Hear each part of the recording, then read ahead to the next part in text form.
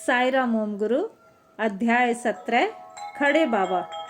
डमरम बाबा के समान खड़े बाबा भी एक बहुत शक्ति वाले महात्मा हैं। ओम गुरु को उनसे मिलकर उनके चमत्कारों से साक्षात्कार तथा उनसे आशीर्वाद पाने का सौभाग्यशाली अवसर प्राप्त हुआ। साधना करने वाले पूरे दल ने दोपहर 12 बजे खड़े बाबा की गुफा की ओर प्रस्थान किया। यहाँ पहुँचने के लिए पर्वत के दुर्गम मार्ग को अपनाने के अलावा उनके पास और कोई विकल्प नहीं था। सारा रास्ता बर्फ से ढका हुआ था। ऐसे कठिन मार्ग को पार करते करते उन्हें सांझ हो गई। खड़े बाबा की दृष्टि उन पर पड़ते ही रास्ते की थकान, परेशानी, चिड़चिड़ाहट आदि सब गायब हो गए। खड़े बाबा ने उन्हें गुफा के भीतर आमंत्रित किया। हिमालय पर महात्माओं की तपस्या करने की विधियों में विविधता पाई जाती है।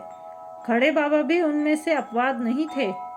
ओम गुरु और उनके साथी स्वामी जी की तपस्या मुद्रा से बहुत प्रभावित हुए। वे सदैव खड़े रहकर नारायण मंत्र का जाप करते रहते हैं। उन्हें अद्वैत दर्शन में दृढ़ विश्वास है। इस कारण वे न तो कभी लेटते हैं और न ही कभी बैठते हैं। उनकी तपस्या मुद्रा खड़े रहना है। ओम गुरु को उनसे मिलकर एक अलौकिक प्रसन्नता का आभास हो रहा था। वे सारी थकावट तो भूल गए थे, परंतु यात्रा के बाद भूख ने उन्हें चारों तरफ से घेर लिया था।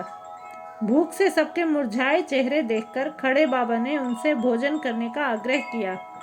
ऐसी शीतल शाम में ओम गुरु का मन गर्मा गर्म मसाला मूंगफली खाने को कर रहा था, किंतु संकोचवश उन्होंने अपनी इच्छा को स्वयं तक ही सीमित रखा। खड़े बाबा ने सबको कुछ क्षणों के लिए नेत्र बंद करने का संकेत दिया।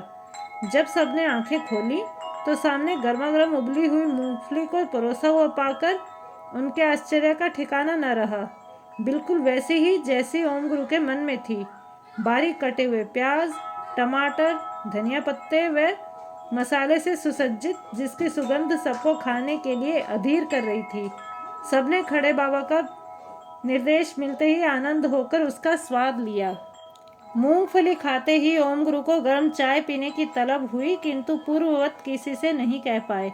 यहाँ विशेष बात यह है कि महात्माओं तक अपनी बात पहुँचाने के लिए हमें शब्दों पर निर्भर रहने की आवश्यकता नहीं पड़ती।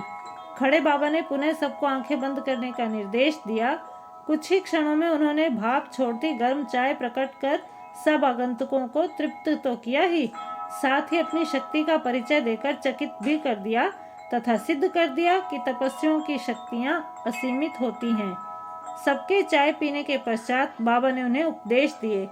सर्वप्रथम स्वयं को भली भांति समझो। पृथ्वी पर अपने मनुष्य जन्म के प्रयोजन का पता लगाओ। गहन साधना में लीन रहो, तभी तुम जीवन मृत्यु के चक्र से बच सकते हो। तुम्हारे चरणों को बद्रीनाथ की भूमि का स्पर्श मिलने से तुम्हारे द्वारा जाने अनजाने हुए सभी पापों का नाश हो जाता है। खड़े बाबा आगे बोले, मैं तुम सबसे पहले से ही परिचित हूँ। तुम्हें अपनी गुफा में निमंत्रण देने के पीछे विशेष प्रयोजन है। अपनी यात्रा को मनोरंजन के रूप में न लेकर इसका भरपूर लाभ उठाओ। समूह की अमेरिकी महिला बहुत प्रसन्न प्रतीत हो रही थी। वह सारे संदेहों से स्वयं को दूर महसूस कर रही थी। खड़े बाबा बोले, इस समूह का कोई भी सदस्य सामान्य नहीं है। सारे सदस्य पवित्र आत्माएं हैं, इसलिए बद्रीनाथ की भूमि को स्पर्श कर पाए। निस्संदेह तुम सबको जीवन में और भी पवित्रता मिलेगी। गुफा में प्रज्वलित धूनी में से विभूति निकालकर खड़े बाबा ने समूह के सभी सदस्यों के आज्ञा चक्र पर लगाई, जिससे वे स्वयं को भूलकर कई घंटों के लिए ध्यानावस्था में चले गए। जब वे सामान्य अवस्था में आए तो रात हो चुकी थी। चारों ओर घनघोर अंधकार छाया हुआ था। गुफा का प्रवेश द्वार हिम से ढक चुका था। गुफा के भीतर प्राणवायु का दबाव कम लगने लगा, जिससे ओम गुरु व उनके साथियों को श्वास लेने में कठिनाई होने लगी। खड़े बाबा ने उनकी घबराहट भांप कर उन्हें धीरज रखने तथा चिंता रहित रहने को कहा। उन्होंने आश्वासन दिया कि सबकी रक्षा के लिए बद्री नारायण वहां उपस्थित हैं। यह सुनकर ओम गुरु व उनके साथियों ने सामान्य रहने का प्रयत्न तो किया, किंतु भय उनके मन में पनप चुका था। ओम गुरु ने तुरंत भगवान श्री सत्य साई बाबा से सबके जीवन की रक्षा के लिए प्रार्थना आरंभ कर दी। भगवान बाबा पर अटल विश्वास के कारण वे अच्छी तरह जानते थे कि स्वामी उनकी सहायतार्थ अवश्य पधारेंगे। सहृदय सच्ची श्रद्धा भक्ति से साई पुकारने पर ओई का उत्तर देने वाले स्वामी के शब्द परम सत्य होते हैं।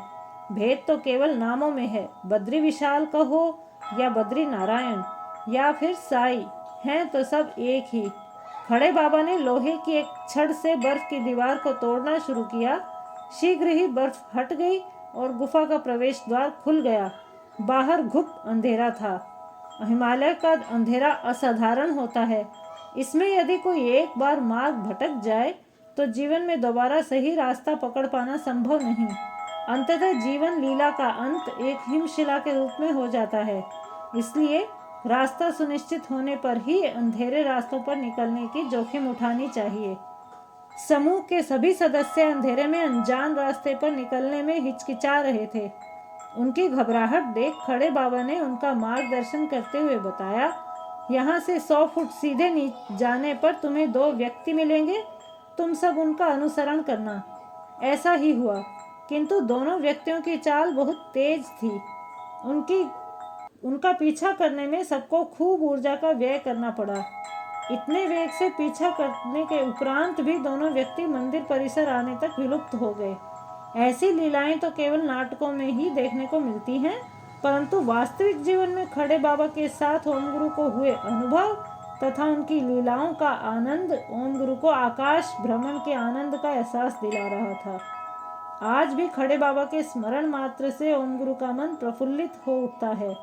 वे बार बार भगवान को नतमस्तक प्रणाम करके धन्यवाद देते हैं कि उन्होंने ऐसे महान स्वामी जी से उन्हें भेंट का सुअवसर प्रदान किया। जय साई राम, जय ओम गुरु।